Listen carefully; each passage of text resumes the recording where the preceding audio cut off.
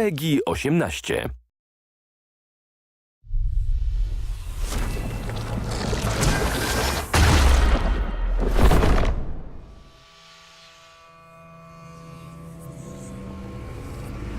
It was 2009, towards the end of when we were finishing Dragon Age Origins, when myself, Matt Goldman, and Mike Layla started to get together on a weekly basis to talk about the directions we wanted to take the franchise and the things we wanted to explore if we had a chance to do so. We built a kind of a cartoon animatic of what we would like to be in the game if we were going to really pull out the stops and do whatever we wanted.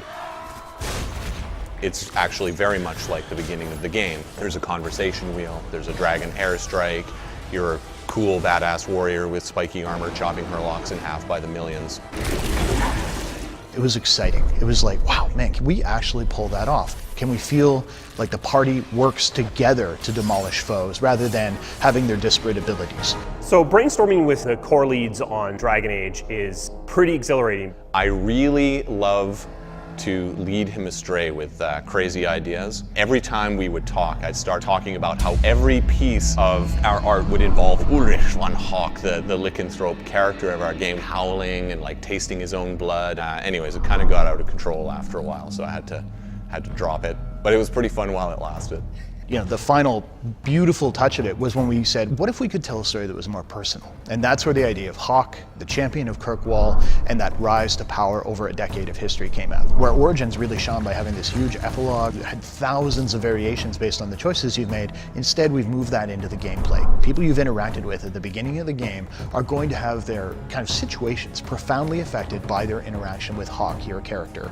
If getting the relic gets Castillon off your back, then I'll help you retrieve it. There might be something I could do for you, if you're looking for company later. You re-interact with them, you see how that worked out. So we believe it may be our most reactive game to date. So here we were, we'd finished these brainstorming sessions. There's a lot of stuff on the whiteboards. There's a lot of pie-in-the-sky ideas. And then Dragon Age Origins came out, and it beat all of our expectations. Perfect scores, the VGA awards. We also had a bunch of meta reviews, comments coming in about Origins, and what really resonated for me was this resounding theme that Origins was an amazing story-based classical RPG, but that there were elements of it that seemed to be dragging. If you're telling a dark fantasy, you don't want combat to feel like you're playing a chess game with a friend.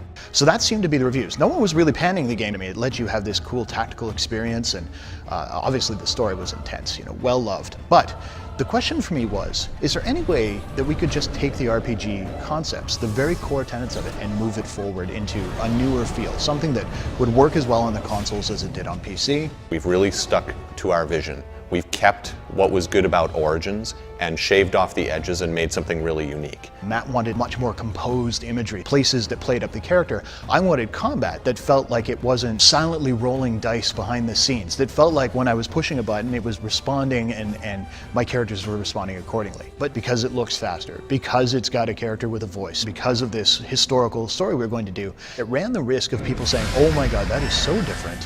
I'm not sure it's for me. And we knew that would be a potential problem. But at the same time, we also knew that the game we were designing was not one that would actually alienate them. So what we've been very open with is letting people go hands-on. And the big thing we saw is that people, even people who loved Origins, people who came wearing armor from Origins, were playing the game and going, oh wow, I see what you did here. It's almost hard to communicate how much this game still feels like Origins, despite feeling completely different. We're trying to make a game that we would love to play. We have the best in the biz running their teams and working really hard together to make this thing come true. Even when Origins was nearing completion, we had already started thinking about Dragon Age 2. We'd already begun sharpening that axe. So the moment they took the blinders off, said, okay, go. We knew exactly what we were making. We knew the exact vision we were trying to bring to the player.